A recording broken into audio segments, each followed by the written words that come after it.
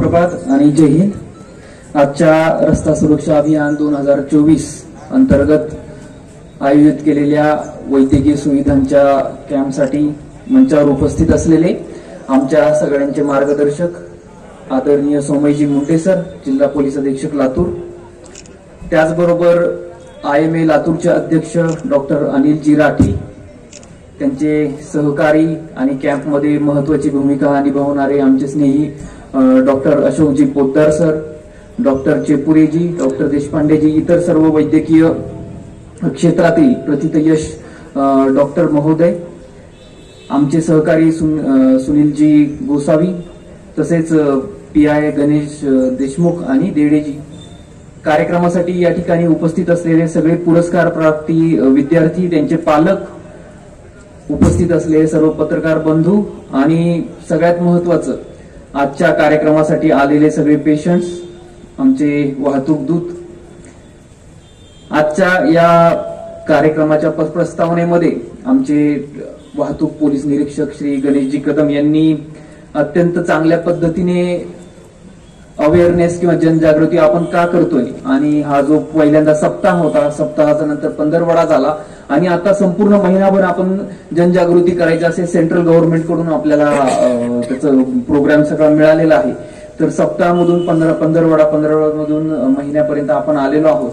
परंतु लातूर जिल्ह्यामध्ये लातूर जिल्हा पोलीस दलामार्फत फक्त ह्या महिन्यापुरतेच नाही तर पूर्ण वर्षभर वेगवेगळे आपण कार्यक्रम राबवले गेले आहेत जे वाहतुकीच्या बद्दल जनजागृती करतील.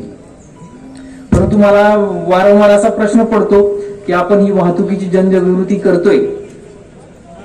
मगाशी त्यांनी एक उपक्रम पण सांगितला की आपण शाळांमध्ये जातो, विद्यार्थ्यांना सांगतो की छोटा पोलीस अशी एक संकल्पना घेऊन की तुम्ही असे नियम आहेत ते जर फॉलो केले नाही पालकांनी वगैरे तर त्यांच्यावर हे करा, इतर नातेवाईक फॉलो करत नसतील तर त्यांना सांगा. वेगवेगळ्या पद्धतीचे असे आपले सगळे उपक्रम चालू आहेत. परंतु त्यांचा म्हणावा तसा जो इम्पॅक्ट रस्त्यावर दिसायला पाहिजे तो तर काही दिसत नाही आपल्याला. तर याच्याकरता सगळ्यात प्रथम वाहतुकीचे नियम जे आहेत ते कुणाला माहित नाही अशातली गोष्ट नाही, बरोबर आहे. जे रेड सिग्नलला थांबा, ग्रीन झाल्यावर पुढे जा, झेब्रा क्रॉसिंग असेल तर त्याच्या मागे थांबा, ओव्हरटेक करताना राईट साईडनी जा, रोटेटरी ट्रॅफिक असेल तर जे आपले सर्कल्स आहेत महत्वाचे लातूर शहरामध्ये विशेषतः, तर तिथे कशी गाडी चालवावी, वाहन कुठे पार्क करावं, तर अशा बऱ्याच गोष्टी आहेत ते आपल्या सगळ्यांनाच माहिती, मात्र आपण इम्प्लिमेंटेशन मात्र त्या पद्धतीने आपल्याला होताना दिसत नाही. तर एवढी आपण जनजागृती करतोय तर त्याचा फरक पडताना दिसत नाही. तर असं का होतं तर ही आपली जी प्रवृत्ती आहे, आपला जो ऍटिट्यूड आहे या कायद्याबद्दल आपण कसं बघतो कायद्याकडे ते याच्यातून रिफ्लेक्ट होतं. आणि वाहतूक हा विषय असा आहे प्रत्येकाच्या आयुष्यामध्ये येतो, म्हणजे प्रत्येकाला घरातून दुसरीकडे कुठेही जायचं असेल तर रस्त्यावर यावंच लागतं आणि वाहतुकीशी त्याचा संबंध येतो. त्याच्यामुळे आपण सगळ्यात महत्वाचं पहिल्यांदा आपल्या प्रवृत्तीमध्ये आपण बदल करणं आवश्यक आहे.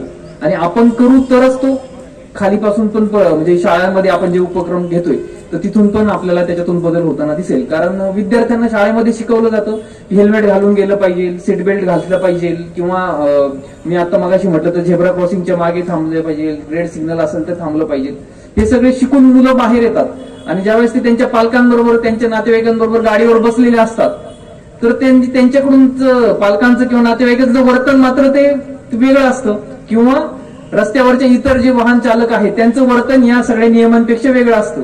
मग त्यांच्या मनात कदाचित कॉन्फ्लिक्ट निर्माण होत असेल, अरे आपल्याला शाळेत शिकवतात ते बरोबर आहे का, आपण रस्त्यावर बघतोय ते बरोबर आहे, आणि त्याच्यातून मग ते रस्त्यावर जे दिसतंय तेच बरोबर हे पकडून जर पुढे जात असतील तर आपल्याला चांगले नागरिक चांगले हे जर घडवायचे असतील तर निश्चितपणे आपल्याला स्वतःमध्ये बदल करावा लागेल. हा एक छोटासा मुद्दा आहे.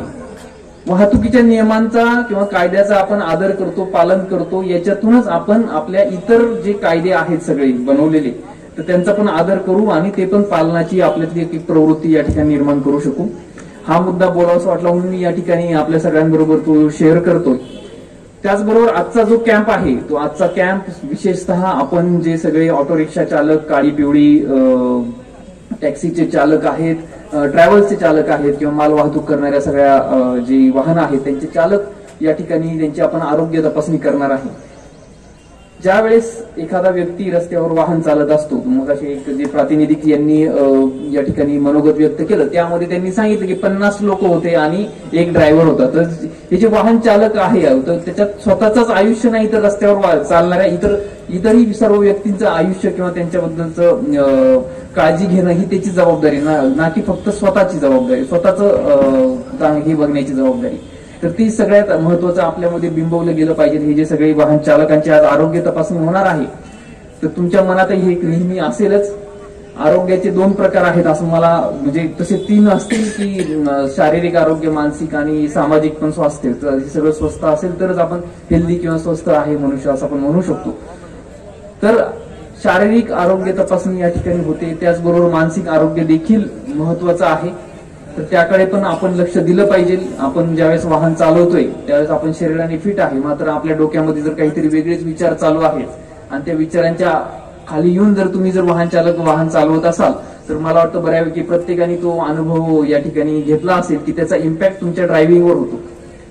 त्याचबरोबर मी परवाच्या दिवशी एक कार्यक्रम होता कॉलेजमध्ये, त्या ठिकाणी बोलताना असं बोललो, कदाचित सायकेट्रिस्ट सर आहेत चेपुरेजी किंवा असं, तर मला असं वाटतं ज्यावेळेस आपण एखाद्या वाहनामध्ये बसतो तर ते वाहन म्हणजे आपण स्वतः आहेत अशा पद्धतीची आपली सायकॉलॉजी तयार होते. म्हणजे तुम्ही जर चांगल्या एखाद्या BMW मध्ये आहात, मर्सिडीज मध्ये आहात, तुम्ही वाहन चालवताय आणि तुमची एखादी दुसरी कुठली तरी साधी आपली जी अल्टो आहे किंवा इतर कुठलं वाहन आलं आणि ते तुम्हाला ओव्हरटेक करून गेलं, तर तुम्हाला असं वाईट वाटतं, अरे त्याची एवढीशी अशी गाडी ती मला कसं ओव्हरटेक करू शकतो. म्हणजे गाडी बरोबर आपण आपलं मानसिक हे जे आहे ते जॉईन करून घेतो. किंवा ट्रॅव्हल्स जे आहेत, तुम्ही चाललेले आहात, तुमच्या नंतर 15 मिनिटांनी निघालेली गाडी जर तुम्हाला ओव्हरटेक करून गेली, विशेषतः जे ट्रॅव्हल्सचे चालक आहे, तर तुम्हाला ते कदाचित खटकत असेल, अरे हे माझ्या पुढे कसं काय चाललंय. आणि आपण त्या ह्याच्यामध्ये मग एका स्पर्धेमध्ये जातो. स्पर्धा वेगाची, स्पर्धा वेळाची स्पर्धा, कोण पुढे जातो, कोण याच्यात जातो. तर आपल्याला काही 5-10 मिनिटं, 15 मिनिटं, अर्धा तास फार जास्त लवकर पोहोचून फार वेगळं काही होऊ शकत नाही. परंतु याच वेगाच्या आणि वेळेच्या स्पर्धेमध्ये जर आपण पडलो आणि एखादा अपघात जर त्याच्यातून झाला, तर अनेक आयुष्यांमध्ये त्याचा इम्पॅक्ट होतो. तो फक्त आपल्याच आयुष्याशी नसेल, तर दुसऱ्या कुठला एखादा व्यक्ती आपण जर त्याच्यामध्ये मृतही होऊ शकतो किंवा कायमस्वरूपी अपंगत्व येऊ शकतं. तर ते त्या व्यक्तीपुरतं मर्यादित नसून त्या संपूर्ण कुटुंबावर त्याचा इम्पॅक्ट असतो. सोशली पण असतो, आर्थिक पण असतो, सगळ्याच दृष्टिकोनातून असतो. तर ते सगळं लक्षात घेऊन आपण वाहन जे आहे ते चालवलं पाहिजे. आजचा या ठिकाणी जो आपण कॅम्प आयोजित केलेला आहे त्याचा सगळ्यांनी आपण चांगल्या पद्धतीने लाभ घ्यावा. जर काही त्याच्यात आतापर्यंत हिडन कुठल्या काहीतरी आजार आपल्यापर्यंत असतील आणि ते जर याच्यातून जर समोर आले, तर त्याचं तात्काळ त्याच्या संदर्भाचे उपचार सुरू करावेत असं मी तुम्हाला सगळ्यांना आव्हान या ठिकाणी करू इच्छितो. आणि सर्व IMA चे जे सर्व डॉक्टर्स आहेत, त्यांचे सर्व सहकारी पॅरामेडिकल स्टाफ आहे, तुम्ही सगळ्यांनी या आयोजनामध्ये आमच्या फक्त एका विनंतीला मान देऊन हे सगळं हे केलंय. तर मी पुन्हा एकदा तुमचं त्याकरता आभार व्यक्त करतो आणि थांबतो. जय हिंद.